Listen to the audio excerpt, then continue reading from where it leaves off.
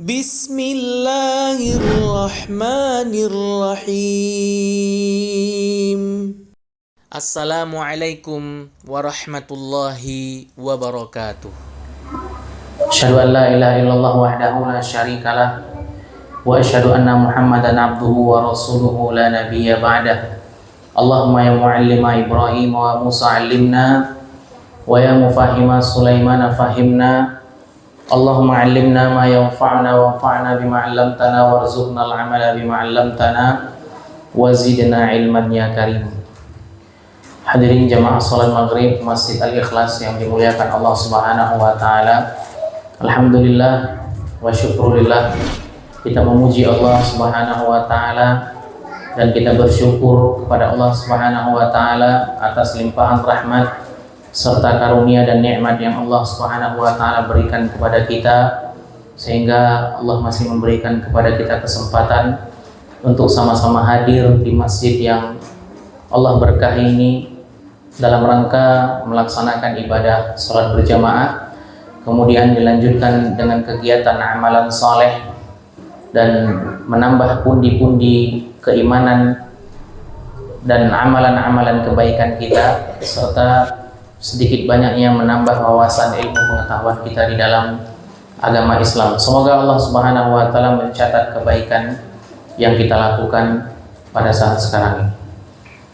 Kita menyambung kembali kajian kita di dalam kitab Minhajul Muslim, yaitu kita masih berkutat pada satu tema besar yang berkaitan mengenai tentang akhlak.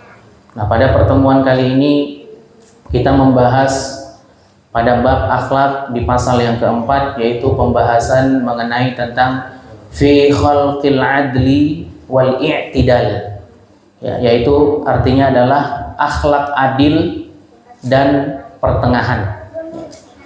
Sebagaimana yang kita ketahui bahwasannya karakter adil ini sudah hampir punah dan hilang di dalam jati diri seorang muslim.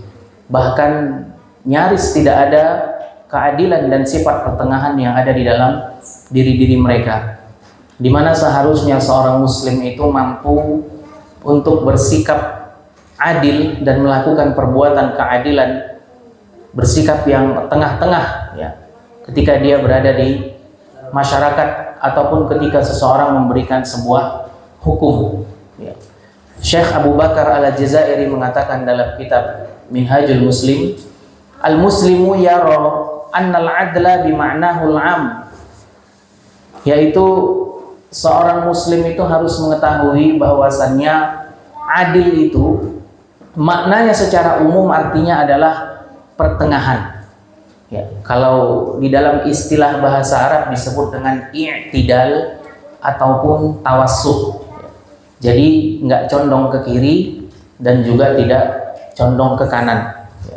Min aujabal wajibat wa alzamuha, dan diantara kewajiban yang harus dimiliki oleh seorang muslim dan wajib dia tunaikan adalah ya, manakala seorang muslim mengatakan amantu billahi wa malaikatihi wa kutubihi wa rusulihi wal yaumil akhir ya, ketika dia mengatakan saya beriman kepada Allah Subhanahu wa taala ya, beriman kepada malaikat, kepada kitab-kitabnya dan kepada rasul ya, kepada hari akhir, beriman kepada takdir baik maupun buruk ya.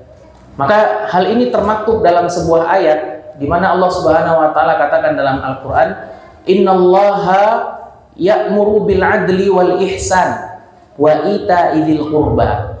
Sesungguhnya Allah Subhanahu wa taala itu memerintahkan kepada kita selaku hambanya untuk berlaku adil wal ihsan ya, ihsan itu artinya adalah berbuat baik, wa ita'i dzil qurba, dan memberikan sedekah ya, kepada sanak kerabat. Di dalam ayat ini Allah Subhanahu wa taala tidak sama sekali menyinggung ya, baik muslim maupun kafir, munafik, fajir, fasik ya. Itu semua terkategorikan dan masuk ya ke dalam firman Allah Subhanahu wa taala, innallaha ya'murukum bil adli wal ihsan wa ita'i dzil qurba. Semuanya berlaku adil ya, kemudian berbuat baik dan memberikan kepada sedekahnya kepada sanak kerabat. Sehingga ketika seorang muslim dipanggil oleh Allah Subhanahu wa taala dalam ayat yang mulia ini, maka hendaknya atau lebih layak dia untuk mengamalkannya terlebih dahulu dibandingkan orang-orang kafir, ya. Maka jangan sampai kita sebagai seorang muslim yang memiliki ayat ini, ya, yang mana Allah Subhanahu wa taala menurunkan ayat ini kepada hambanya, ya, disampaikan oleh Nabi Muhammad kepada umatnya, tapi kemudian malah, ya, hal ini terkadang setiap perintah, ya, justru diamalkan oleh orang-orang kafir.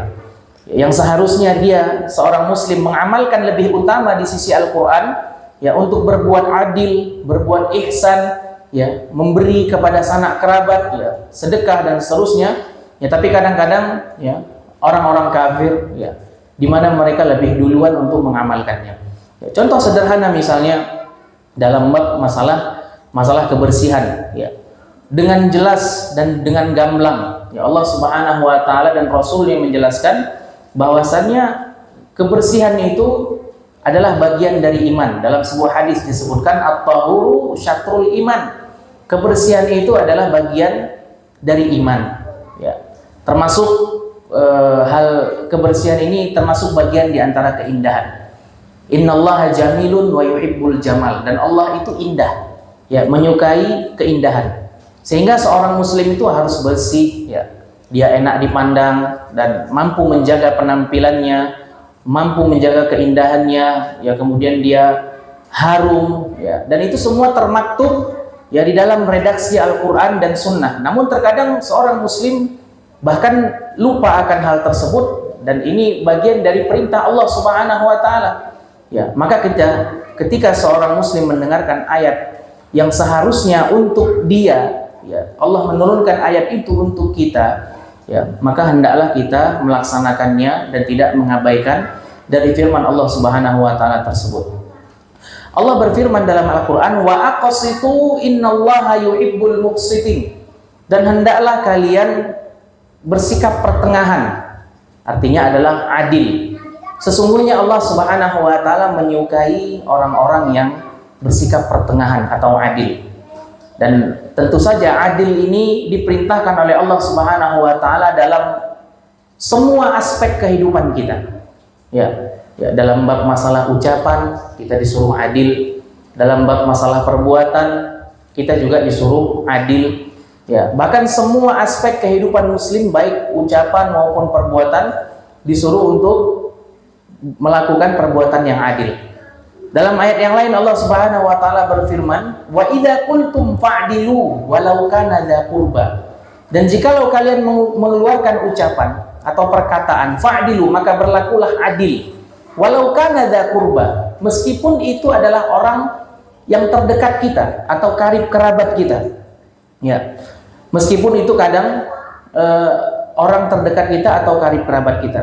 Ya, kita itu kadang akan berat untuk berbuat adil, ya, kalau ternyata kita harus berhadapan dengan keluarga kita, atau bahkan lebih berat lagi kalau kita harus berhadapan dengan teman baik kita, ya.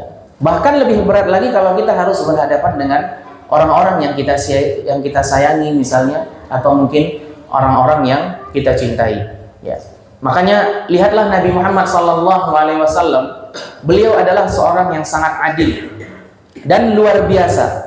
Di saat Allah Subhanahu wa taala membuat peraturan dan undang-undang, yaitu terkait masalah hukum potong tangan bagi orang yang mencuri, ya, ketika sudah sampai nisabnya. Jadi kalau di dalam hukum Islam itu, ya, hukum pidana, kalau orang mencuri sudah sampai nisab itu sudah sampai, kalau dalam istilah fikih itu sudah mencapai 3 dirham atau 1/4 dinar. Ya, 1 dirham itu kurs mata uang negara beda-beda kalau dalam Jazirah Arab. Ya, mungkin sekitar 3.000, ya, 1 dirham itu 3.000 atau 4.000. Ya, atau mungkin barang yang senilai dengan 4 dirham sudah mencapai itu dia curi, maka potong tangan. Nah, ketika Allah Subhanahu wa taala memberikan undang-undang dan peraturan ini kepada umat Islam, khususnya disampaikan kepada Nabi Muhammad SAW, apa kata Rasulullah SAW? "Lau kana Fatimah binta Muhammadin saraqat laqata'tu yadaha." Kalau seandainya anakku Fatimah itu mencuri, ya, maka aku akan potong tangannya. Kata Rasulullah SAW. Dan di sini beliau mengucapkan menguatkan ucapan beliau dengan statement beliau. Ya, manakala hukum pidana itu harus dilakukan. Ya, misalnya, ya orang mencuri itu ya harus potong tangan. Ya, ini dalam hukum Islam.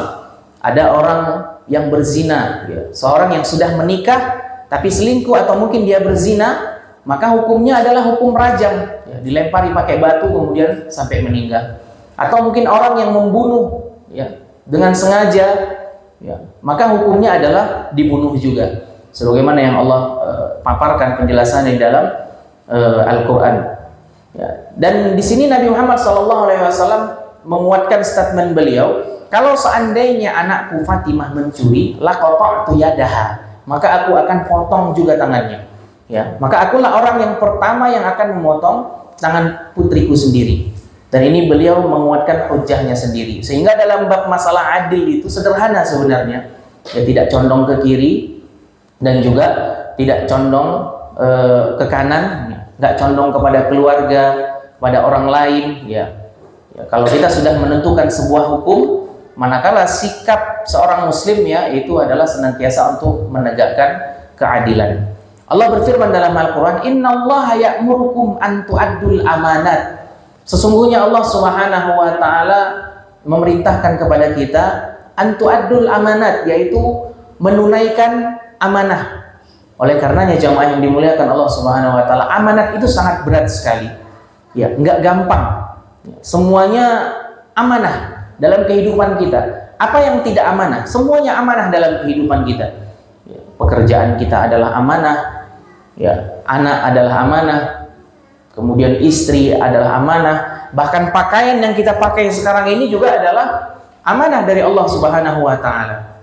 Makanya Allah mengatakan, "Innallaha ya'murukum an tu'addul amanat." Sesungguhnya Allah Subhanahu wa taala memerintahkan kepada kalian untuk menunaikan amanat. Kepada siapa?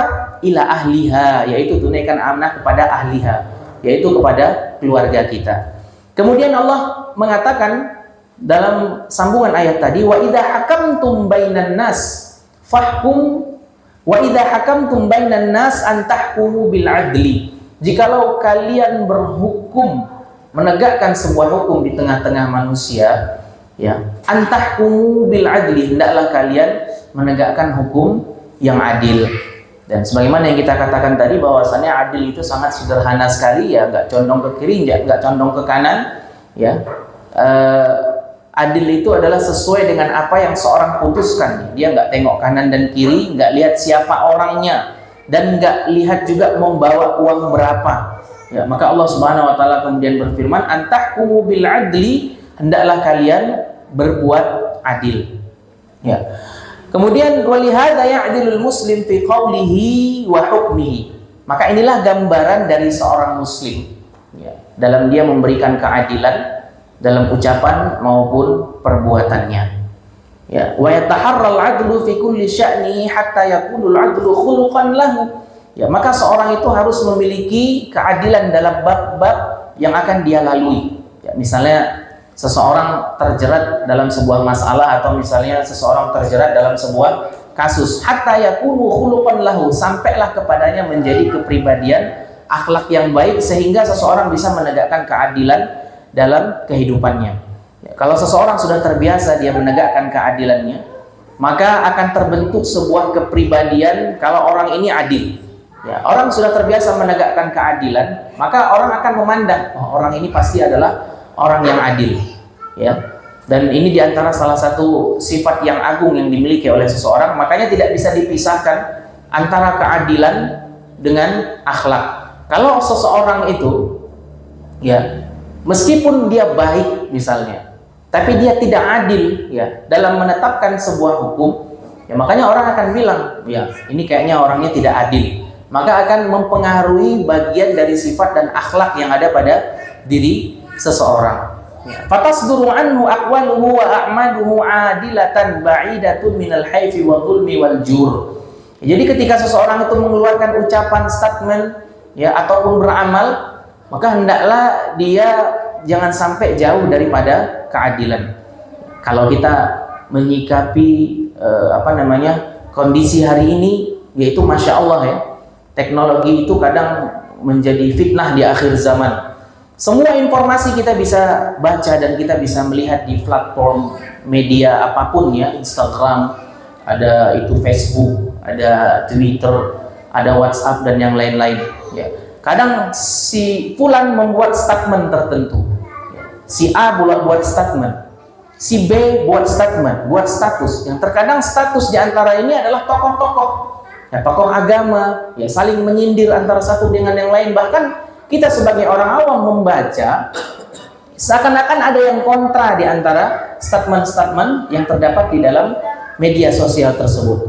Maka kalau seseorang tidak bisa menyikapi, ya, seorang tidak mampu menyikapi ini, kita mau berpihak kepada si A, atau kita tidak mampu menyikapi sehingga kita berpihak kepada si B misalnya, ya, atau kita condong kepada salah satu tanpa klarifikasi, maka ini jatuhnya pada keadilan. Ya, ini sangat kita sayangkan sekali ya, di media sosial.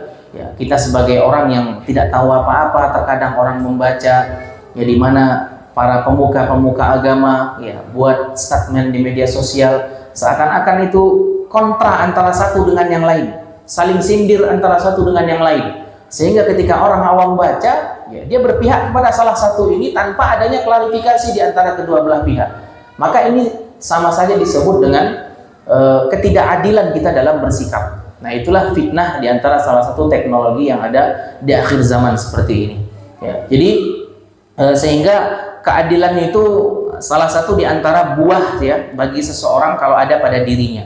Ya, maka tidak akan ada orang yang memiliki keadilan di dalam dirinya, dia tidak akan berbuat sewenang-wenang. Ya, kalau kita keadilan itu ada, maka seorang tidak akan punya sifat az-zulm. Ya, az-zulm itu artinya adalah zalim. Ya, zalim kepada si A, zalim kepada si B. Wa yusbihu dzalika adlan. Maka hendaknya kita melakukan sifat atau kita memiliki sifat yang adil. Ya, jadi jamaah yang dimuliakan Allah Subhanahu wa taala, adil itu tidak pandang bulu.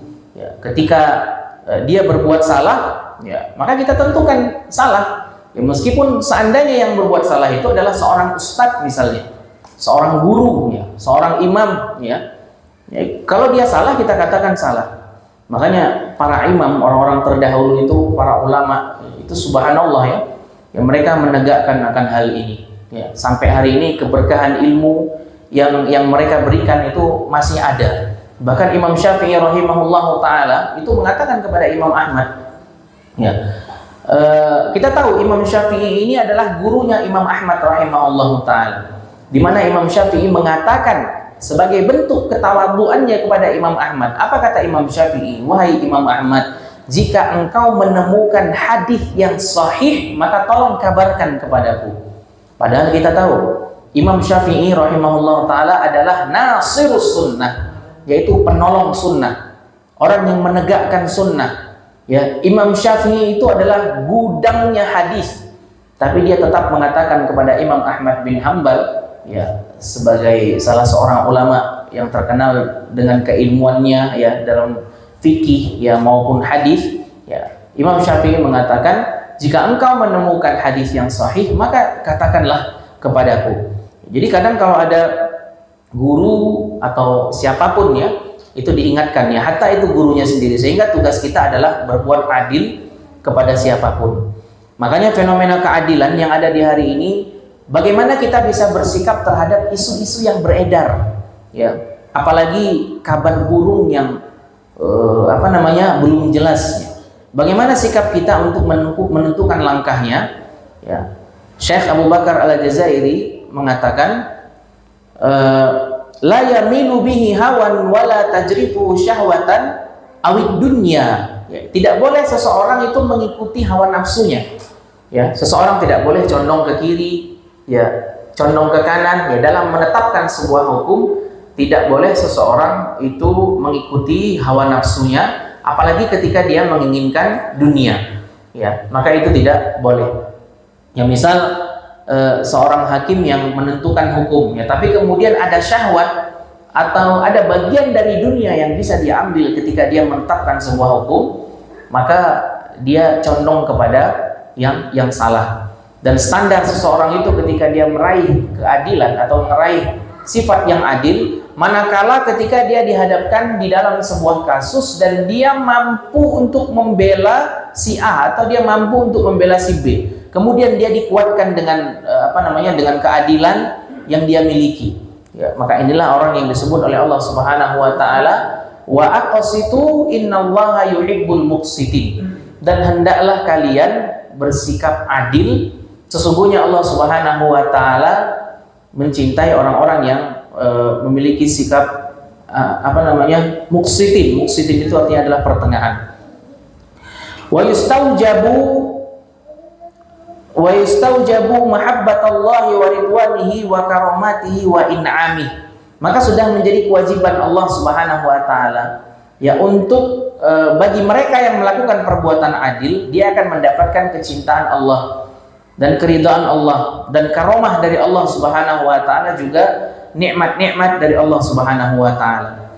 Dan inilah yang dikabarkan oleh Nabi Muhammad sallallahu alaihi wasallam, ya, di mana Rasulullah sallallahu alaihi wasallam bersabda, innal muqsitina indallah ala manabiri min nurillah. Sesungguhnya orang-orang yang pertengahan, orang-orang yang mampu bersikap adil di dalam setiap aspek kehidupannya, maka dia akan diberi oleh Allah Subhanahu wa taala kelak di yaumil akhir mimbar, ya, sebuah mimbar dari cahaya. Bagi siapa? Ya, bagi orang yang berbuat adil dan menetapkan hukum di tengah-tengah manusia, ya, kepada keluarga mereka atau terhadap orang-orang yang memiliki kekuasaan. Jadi kalau orang-orang punya kekuasaan, ya, dia bisa adil, maka nanti Allah Subhanahu wa taala akan memberikan mimbar, ya, plus juga ada cahayanya. Baik itu dia berlaku adil kepada masyarakat, kepada keluarga, kepada orang-orang terdekatnya. Berarti dalam konteks apapun seseorang muslim, itu sebenarnya mudah bagi kita, dan kita memiliki potensi dan peluang besar untuk bersikap adil. Dan itu sangat terbuka. Ya, misalnya orang terhadap keluarganya, ya, misalnya dia punya anak atau dia punya istri, ya, atau kalau orang punya istri lebih dari satu, itu kalau dia mampu untuk adil, yaitu masya Allah sekali. Ya, luar biasa. Sebagaimana Allah katakan dalam Al-Quran, wa in khiftum alla tuqsitu fil yatama fankihu ma qabalakum minan nisa masna wa thulatsa wa ruba. Jika kalian mampu menikahi, ya, wanita 2, 3, 4, tapi jika kalian tidak mampu untuk adil, fawahidatan aw ma malakat aymanukum dzalika adna alla ta'ulu, maka satu cukup. Ya.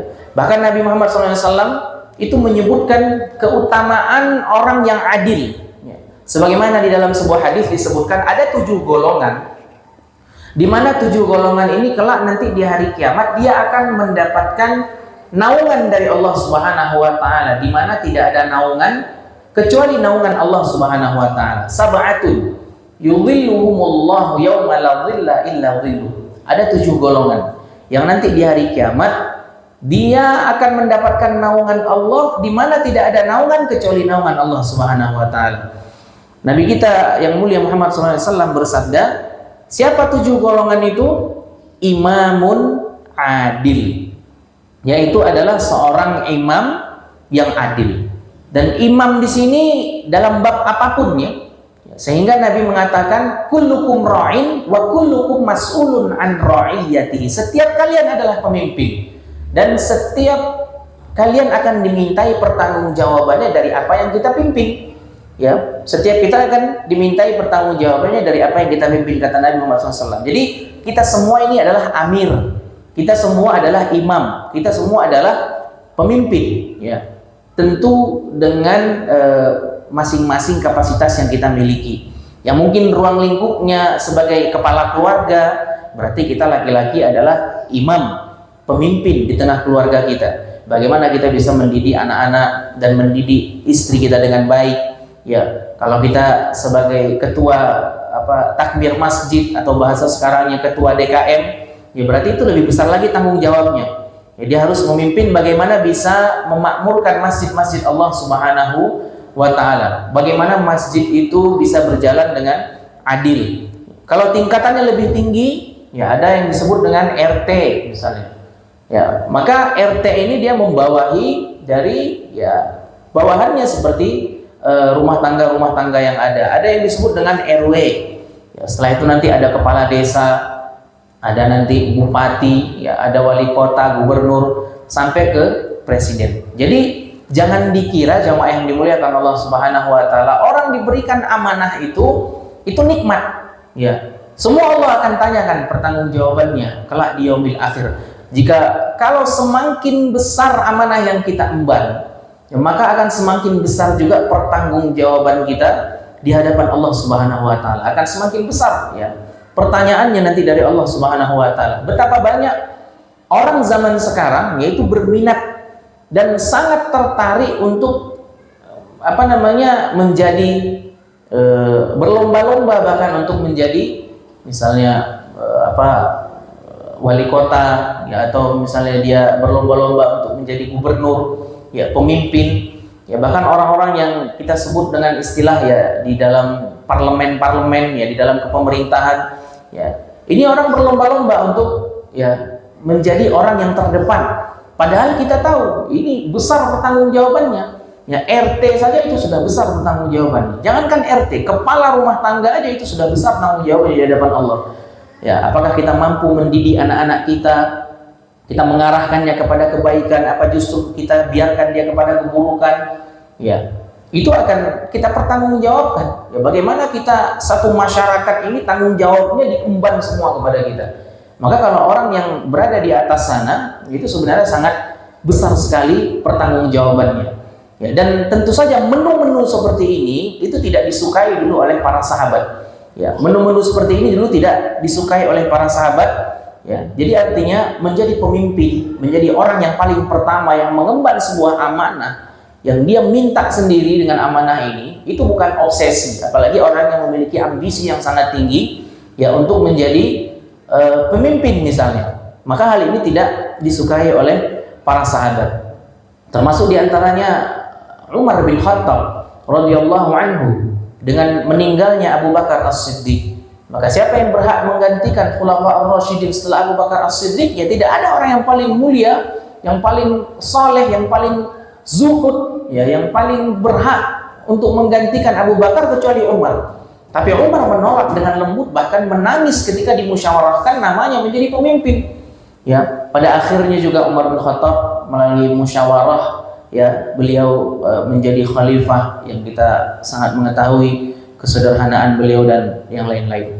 Begitu pula Umar bin Khattab radhiyallahu anhu ketika dia menjadi khalifah, yaitu menunjuk sahabat-sahabat atau para tabi'in, yaitu diumumkan siapa di antara kalian yang mau menjadi gubernur di negara A, menjadi gubernur di jazirah ini, menjadi gubernur, menjadi pemimpin di kabilah ini. Maka tak seorang pun di antara sahabat yang saya ya Umar, saya ingin segala macam. Tidak ada.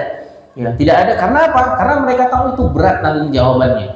Bukan hanya popularitas, bukan hanya dunia yang kita dapat, tapi pertanggungjawabannya di hadapan Allah. Ya, jadi ketika dalam kehidupan ini, kita tidak hanya serta-merta memikirkan hal-hal yang sifatnya duniawiyah yang bisa kita dapatkan, tapi hendaknya kita memikirkan panjang, yaitu berkaitan mengenai tentang ukhrawi. Ya, bahkan Khulafaur Rasyidin ya, para sahabat yang 4 yang menggantikan Rasulullah, ya ada Abu Bakar, Umar, kemudian ada Uthman, ada Ali, yaitu tidak ada di antara keempat-empat pemimpin ini di mana ketika salah satu di antara mereka sudah meninggal, ya sudah habis masa kepemimpinannya, kemudian angkat tangan minta dirinya untuk dijadikan pemimpin, itu tidak ada. Ya, itu tidak ada. Kenapa? Karena mereka tahu bahwasannya tanggung jawabnya itu berat. Ya, kemudian setelah diadakan musyawarah, maka terjadilah pemilihan di situ. Ya, begitu juga dengan Umar bin Khattab, sebagaimana yang kita katakan tadi, ya, itu beliau ketika menawarkan kepada sahabat atau tabi'in untuk menunjuk, ya, itu tidak sembarang tunjuk. Ya, engkau mau menjadi gubernur di kota A, engkau mampu nggak? Ditanya dulu mampu nggak? Sesuai dengan kapasitasnya mampu nggak? Kalau misalnya nggak mampu ya enggak, ditanya dulu. Ya, sehingga kita tidak zalim memberikan amanah kepada seseorang di mana orang ini tidak mampu. Itu sangat zalim sekali. Ya, maka ditanya dulu sesuai dengan kapasitasnya, kemampuannya cocok atau tidak. Ya, inilah imam yang adil. Di antara salah satu 7 orang yang akan mendapatkan naungan kelak di yaumil akhir, di mana tidak ada naungan kecuali naungan Allah Subhanahu wa taala. Kemudian yang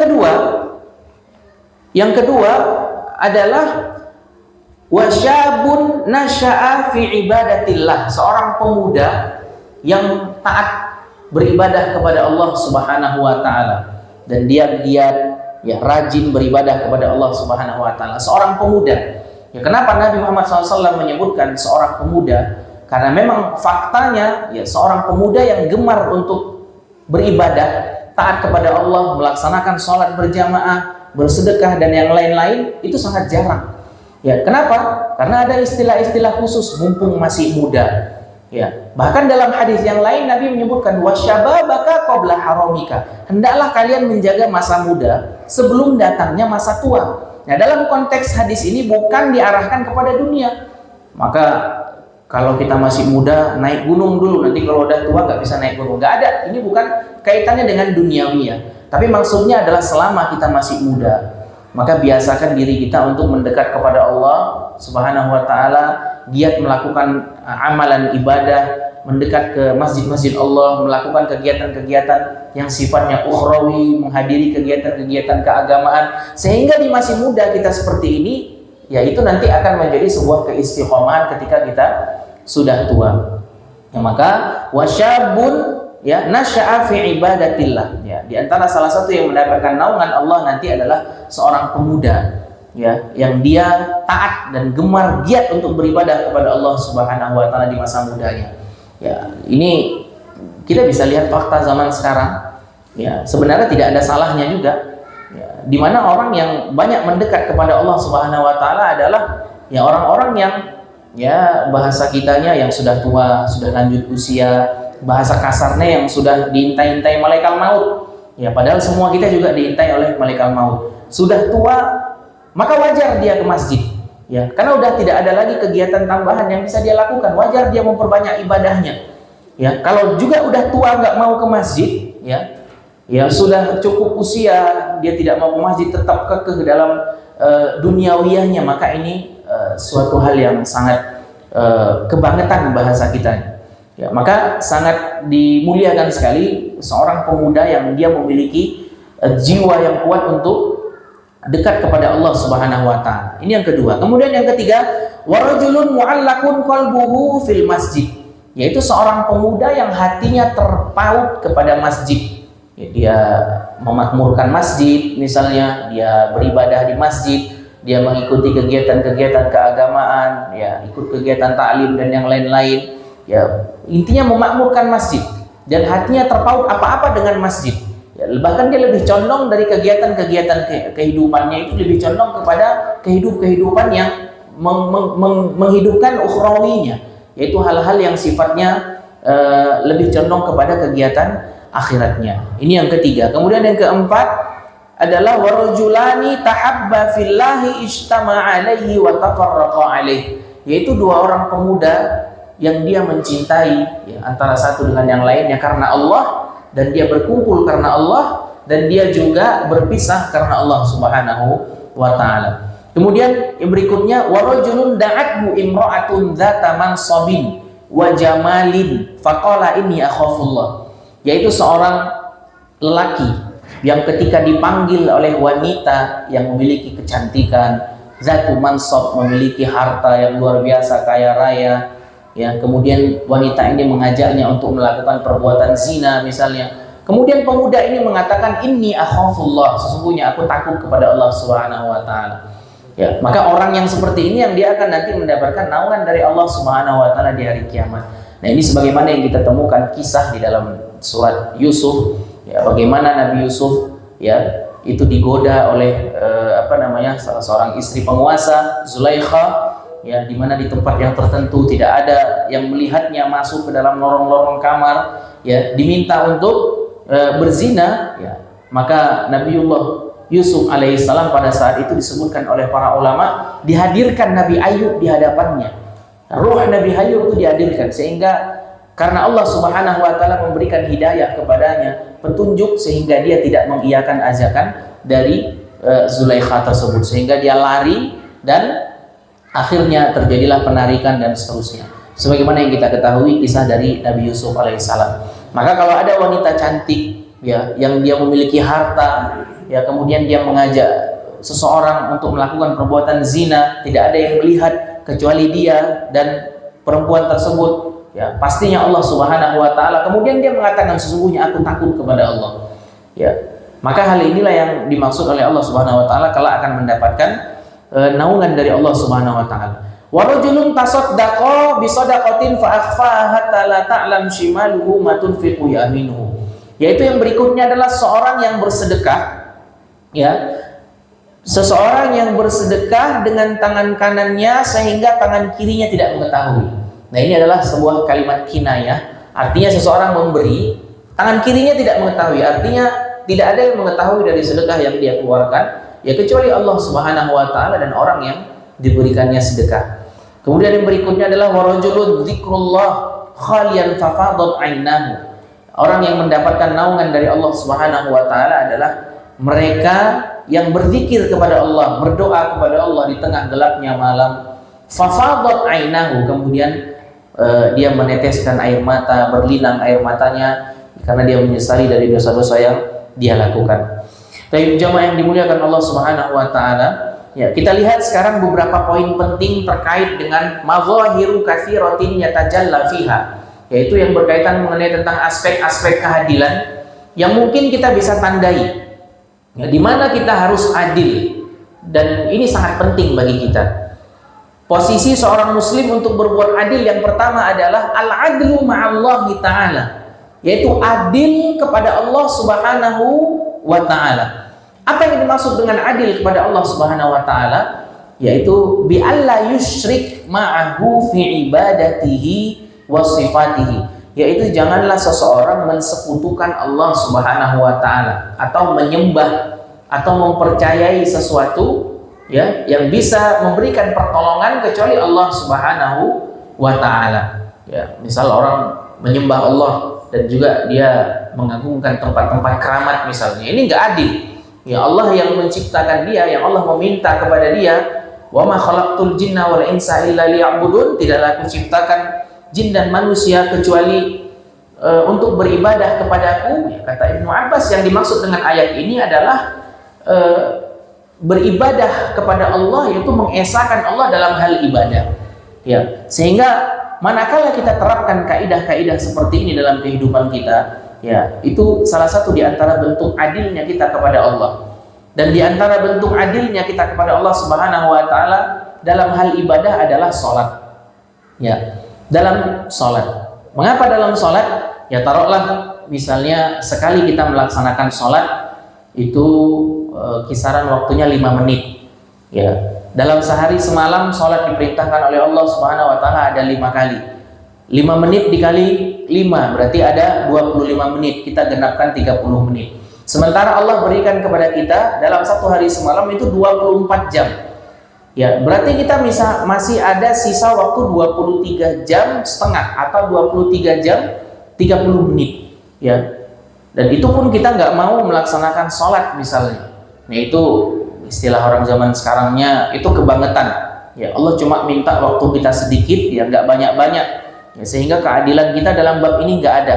Belum lagi nanti dalam bab puasa, ya dalam bab haji, umroh, zakat. Maka sungguh amat zalim seseorang yang Allah berikan waktu 24 jam, ya maka dia dengan 24 jam ini dia sibukkan dengan dunia. Ya, maka kalau bukan karena hidayah dan taufik dari Allah, dan ini juga tidak menjadikan seseorang ujub, seseorang bangga terhadap dirinya. Oh, saya mampu ke masjid, setiap hari saya ke masjid. Jadi kalau ini segala macam, maka kalau ada orang yang setiap hari dia ke masjid, dia mampu beribadah dan seterusnya, ya, maka tidak lain dia tidak bangga dan dia tidak ujub. Kenapa? Karena ini semua adalah hidayah dan taufik dari Allah Subhanahu wa taala. Kalau Allah yang berikan kepada dia hidayah, maka dia tergerak. Ya, sehebat apapun seseorang, profesor, doktor, tahu ilmu agama, tapi Allah tidak memberikan hidayah dan taufik kepada seseorang, ya, maka dia juga tidak akan mampu untuk ke masjid. Ya, kemudian yang kedua adalah ya hal-hal yang perlu kita tandai dari sifat dan aspek keadilan. Ya, al-adlu fil hukmi bainan nasi bi'ita, yaitu seorang itu harus adil ya dalam memberikan hukum di tengah-tengah manusia. Kulli dzi haqqin haqqah, dan memberikan haknya. Jadi ketika seseorang itu mampu untuk berbuat adil, maka itulah disebut dengan aspek keadilan. Kalau dia benar, kita katakan benar. Kalau dia salah, ya kita katakan salah. Dan titik berat seseorang itu ketika di dalam melakukan perbuatan, bertindak hukum, sehingga dia mampu untuk melakukan perbuatan adil, itu paling sulit adalah ketika kita berhadapan dengan orang yang kita kenal, ya, keluarga, ya, teman dekat, ya, saudara. Maka ujian ini begitu sangat berat bagi orang yang bertindak hukum dalam menindaki keadilan, misalnya ketika dia harus dihadapkan dengan orang-orang yang berada di sekitarnya. Makanya Allah mengatakan dalam Al-Quran, فَإِذَا قُلْتُمْ فَعْدِلُوا وَلَوْ كَانَ ذَا قُرْبَى. Ketika engkau berucap, maka ucapkanlah kalimat-kalimat yang adil. Ya, meskipun itu engkau berhadapan dengan dza qurba, yaitu kerabat. Ya, kalau orang salah kita katakan salah, dan kalau dia benar kita katakan benar. Ya, makanya para hakim itu, orang yang menjadi hakim itu sangat berat sekali itu. Ya, kalau dia memberikan atau misalnya dia condong kepada salah satu pihak, apalagi kalau ada sesuatu di belakangnya. Ya, hakim, ya, dia memutuskan sebuah hukum, dia berat kepada salah satu, ya, tidak melihat perkara-perkara, ya, apalagi kalau misalnya ada tips yang masuk di belakangnya, subhanallah itu, ya, itu nggak akan tenang hidupnya. Ya. Kenapa? Karena kemungkaran. Ya. Dia tidak adil, itu adalah sebuah perbuatan yang mungkar, maka akan selalu diliputi dengan kegelisahan. Yang ketiga adalah al-adlu bainaz zaujat wal aulad, fala yafdulu ahadan ala akhar wal yu'athir ba'duhum ala ba'd. Itu adil kepada, ya, istri-istri. Ya, istri, kalau misalnya seorang memiliki istri 4, ya, istri 2, ya, dia harus adil, ya. Ya, nggak boleh condong kepada salah satunya. Ya, atau kita punya anak 1, 2, 3, 4, ya, nggak boleh condong kepada salah satunya. Kenapa? Karena masing-masing anak itu dan kita masing-masing memiliki karakter dan sifat yang berbeda-beda. Ya, tidak ada di antara kita yang sama, ya, memiliki kelebihan masing-masing. Ya, maka kita berikan keadilan, ya, memberikan sesuatu yang sesuai dengan porsi dan kebutuhannya atau umurnya. Makanya dalam hal ini, dalam bab poligami yang Allah sebutkan tadi, wa in khiftum alla tuqsitu fil yatama fankihu ma taba lakum minan nisa wa mathna wa thulatha wa ruba. Ketika kita mampu, maka kita bisa menikahi 2, 3, 4. Kalau tidak mampu, ya berarti cukup 1 saja. Karena adil itu secara teori mungkin kita bisa mengucapkannya, tapi kadang secara praktek itu memang sangat berat sekali. Yang keempat adalah al-adlu fil qaul, yaitu adil dalam ucapan. Ya, dalam bab ini kita berada di zaman media sosial yang begitu masif tersebar, ya. Jadi terkadang perkataan itu bisa dituliskan dan dilihat dari gaya tulisan. Jadi ucapan maupun tulisan itu kadang di media sosial, di Facebook atau dimanapun itu, ya, tulisan itu bisa mewakili ucapannya. Statement langsung, ya, dan tulisan itu kadang-kadang sama. Dan itu cukup mewakili. Makanya Allah mengatakan waladaina raqibun atid, dan Allah memiliki malaikat, disebut dengan malaikat raqib dan atid, yang mencatat bahkan mendokumentasikan semua amalan-amalan kita, ya, di dalam kehidupan kita. Maka hati-hati dalam bab ini, sehingga tulisan-tulisan yang kita share di media sosial, ya, yang sifatnya adu domba, ya, menjelekkan, ya, berita bohong, fitnah, ya, yang masih samar-samar, isu-isu yang maka semua itu nanti akan dipertanggungjawabkan di hadapan Allah Subhanahu wa Ta'ala. Makanya kita disuruh adil dalam menyikapi akhir zaman. Oleh karena fitnah akhir zaman itu sangat luar biasa. Ya, Imam Ahmad bin Hanbal radhiyallahu anhu itu di zaman beliau itu fitnah luar biasa, di mana ada seorang penguasa itu mengatakan Al-Quran itu makhluk, ya. Maka orang yang mengatakan bahwa Al-Quran itu kalamullah itu disiksa, dipenjara, ya. Bahkan kalau ada orang yang mengatakan Al-Quran itu makhluk, diberi hadiah dan segala macam. Ya, sehingga termasuk diantaranya adalah Imam Ahmad bin Hanbal, itu mengatakan Al-Quran kalamullah, perkataan Allah. Ya, maka akhirnya Imam Ahmad bin Hanbal dipenjara. Ya, jadi Al-Quran itu bukan makhluk, Al-Quran adalah kalamullah.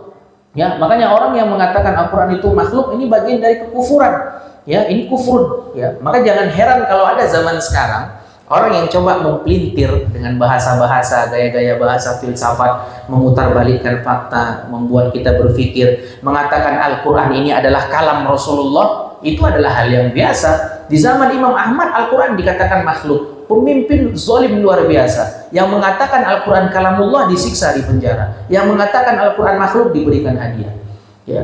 Maka kalau kita mendengar orang mengatakan Al-Quran ini kalam Rasul, bukan kalamullah, itu adalah hal yang biasa. Itu namanya fitnah akhir zaman. Ini sudah lama pernah terjadi di zaman Imam Ahmad bin Hanbal.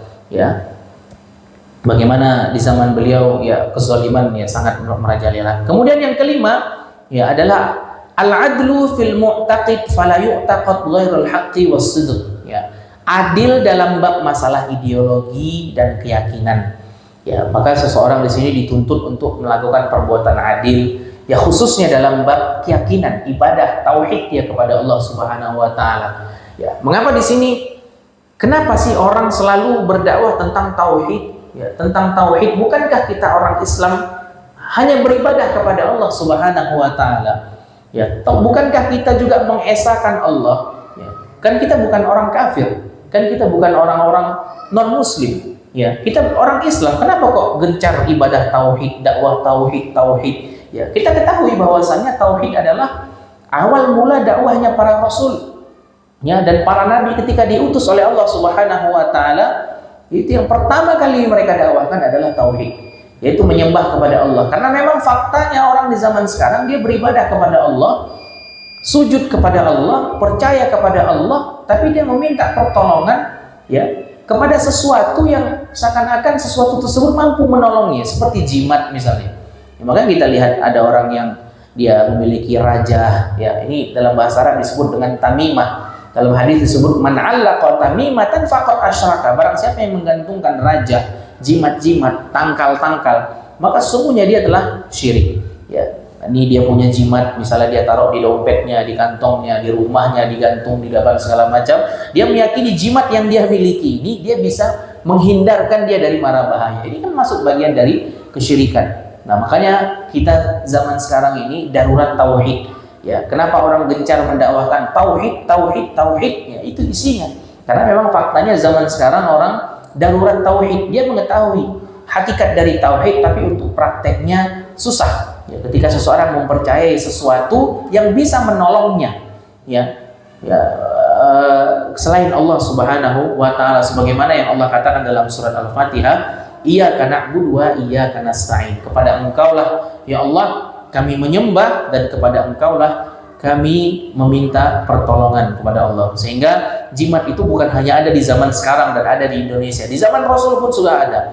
Di zaman Rasul sudah ada yang namanya jimat, tangkal-tangkal seperti itu.